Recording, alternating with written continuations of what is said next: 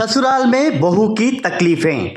इतनी जल्दी मेरी शादी क्यों करना चाहती हो माँ? और नहीं तो क्या, पढ़ाई भी तुम्हारी खत्म हो चुकी है, अभी भी शादी के लिए मना कर रही हो? अभी जो रिश्ता आया है कितने अच्छे लोग हैं मालूम है तुम्हें? पढ़ाई खत्म होते ही शादी करना जरूरी है क्या माँ? शादी के लिए पढ़ाई एक सर्टिफिकेट है क्या माँ? मेरी पढ़ाई के मुताबिक मुझे कोई नौकरी करनी चाहिए ना। ससुराल में जाकर बर्तन मांजने के लिए इतनी पढ़ाई करने की क्या जरूरी थी माँ? वैसे नहीं बोलते बेटी, लड़की का जन्म होने के बाद ससुराल के यहाँ जाना तय हो जाता है। अगर तुम ऐसे ही रहना चाहोगी तो ये समाज तुम्हारे ऊपर गलत आरोप लगाकर तुम्हें दोषी ठहराएगा। माँ, मैं ये तो नहीं बोल रही हूँ कि मैं शादी नहीं करूँगी, पर अब नहीं करूँगी बोल रही हूँ। ससुराल में मेरी पहचान बनाए रखने के लिए मेरे पास कोई अच्छी सी नौकरी होनी चाहिए ना माँ। ऐसे कहते वक्त चित्रा का पिता आकर, तुझे पूछकर तो हम तुझे पैदा नहीं किए या फिर तेरा परमिशन लेकर तेरा लालन पालन नहीं किए। कुछ विषय में तुम्हारे साथ क्या करना चाहिए हमें ही ठीक से पता होता है बेटी।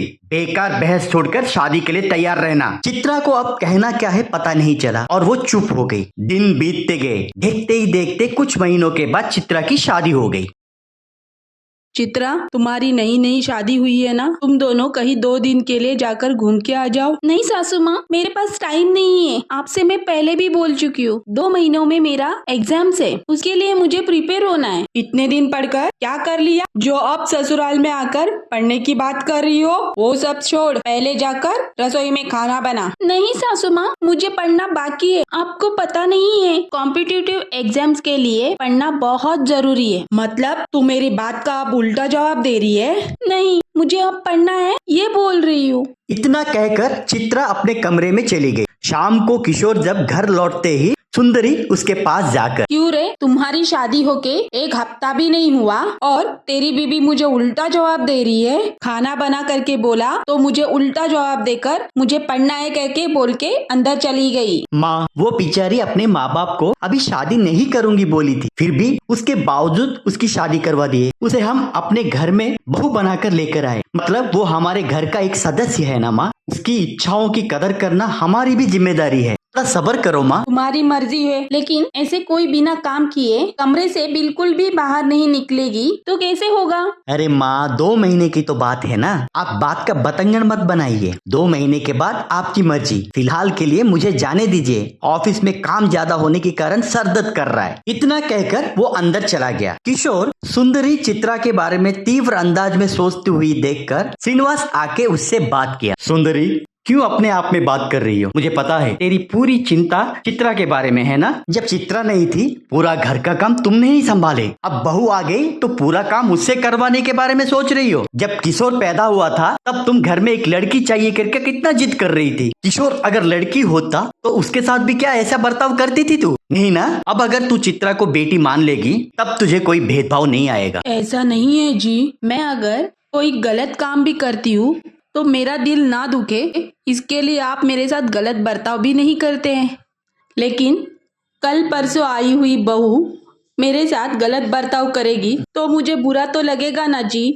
ठीक है, वो तो बोल रहा है ना, सिर्फ 2 महीने की बात है, तक तू छोड़, उसके बाद हम उसको बिठाकर बात करेंगे। तो सुंदरी चुप हो गई।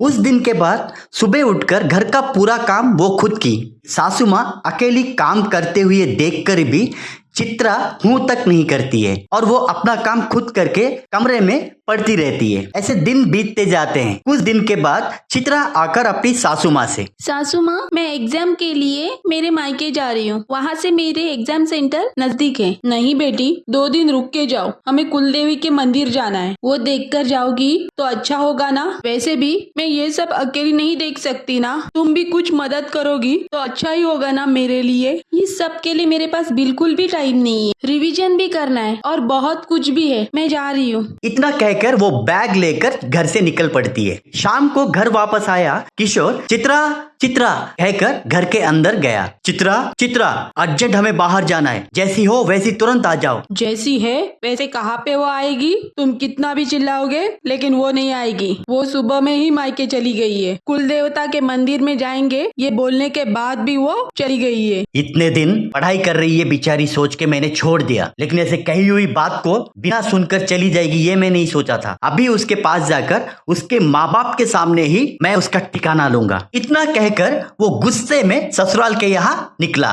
और वहां पे जाते ही उसके सामने उसका ससुर दिखा। दामाद जी, आप ठीक है ना? बेटी सुबह ही आई है, आप नहीं आएंगे बोली, पर आप आ गए, हमें बहुत अच्छा लगा। मैं आपके पास से खातिरदारी लेने के लिए नहीं आया, आपको और आपकी बेटी को ठिकाना लगाने के लिए आया हूँ। मेरी माँ को तो इज्जत नहीं देती है और मुझे भी नहीं देती है। जब भी देखो पढ़ाई पढ़ाई कह के कमरे में पड़ी रहती है। सच में वो पढ़ रही है या फिर काम से छुटकारा पाने के लिए नाटक कर रही है, पता नहीं चल रहा है। आज मेरी माँ बहुत रिक्वेस्ट की, फिर भी उसकी एक बात सुने बिना यहाँ पे आ गई। देखिए जी, मैं आपके इन सारे सवालों के जवाब देने के लिए तैयार नहीं हूँ। हफ्ते भर में मेरी परीक्षा है, वो होने के बाद बात करेंगे। इतना कहकर चित्रा कमरे के अंदर चली गई। सास ससुर दोनों किशोर को शांति करके घर भेजते हैं। देखते ही देखते हफ्ता बीत जाता है। परीक्षा खत्म होने के बाद चित्रा ससुराल वापस आई। तुम्हारी परीक्षा खत्म हो गई है ना? हाँ सासू माँ, खत्म हो गई है। कितने अच्छे से लिखा है मालूम है? भले ही तुमने परीक्षा अच्छे से लिखी होगी, लेकिन मेरे सामने तुम्हारे मार्क्स 0। तुम्हें दिया हुआ टाइम अब खत्म हो गया है। अब जाकर घर का काम ये सब देख लो, जाओ।